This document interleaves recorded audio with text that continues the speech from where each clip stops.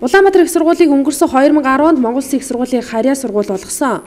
Монгол Улсын их сургуулийн бүтцийн шинжилтийн хүрээнд тус сургуулийг хамруулан Монгол Улсын их сургуулийн факультетийн бүрэлдэхүүнд оруулах болсныг Улаанбаатар их сургуулийн эрдэмтэн багш нар эсэргүүцэн өнөөдөр мэдээлэл хийлээ. Дэлхийн улс орнуудын жишг Москвагийн их сургууль, Бээжингийн их сургууль, Токиогийн их сургууль гэдэг шиг улсынхаа нийслэлийг овгуулсан брэнд их сургуулийг бидний бий болгож бүтээсэн.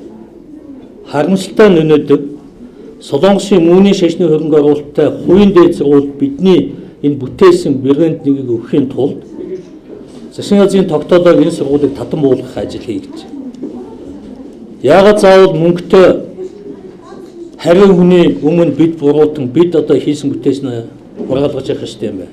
Энэ асуудлыг бид нэг тэгтээ хүлээцтэй хуучин засгийн газрын алдаатай шийдвэрийг энэ шинжлэлийн засгийн газар засна гэж найдаж одоогийн боловсрол шинжилгээ ухааны яамны сайд ган төмөрөг сургуулигаа урьж сургуулаа танилцуулж үйл ажиллагаагаа танилцуулсан.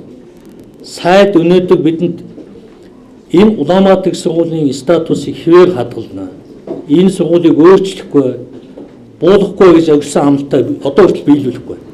Тэр ч байтугай одоо татан буулгаж үгүй болгох шатандаа орцсон байна. Тэгэхээр бид энийг өөрсдийн хийж бүтээсэн зүйлээ устгуулахгүй хамгаалж үтгэх. Ажлын байраа хамгаалж үлдэхийн төлөө бид тэмцэж байна. Монгол Улсын их сургуулийн харьяа Улаанбаатар сургуулийн багш нар хэрүүн сургуулиас Монгол Улсын их сургуулийн харьяанаас гарахгүй бол тэмцлийн хурц хэлбэр шилжиж нэгдгээ мэдгдсэн юм а.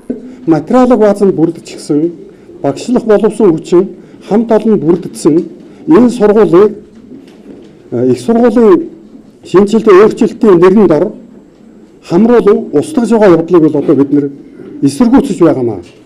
Энэ шинжилгээний засгийн газар үнэхээр одоо эрдэмтэн багш нарынхаа саналыг хүлээж аваад үнэхээр одоо ард түмнийхээ үгийг сонсдгүй бол сонсоод өөрчлөлт хийхгүй бол бид энэ нэгэн талаар хэлэхэд бол энэ багш нарын бослого болж байна гэж хэлж болно. Найдаж, итгэж, хүлээсээр үдийг хүрлээ. За миний гацыг гаргаж байна. Бүх энэ үйл ажиллагаа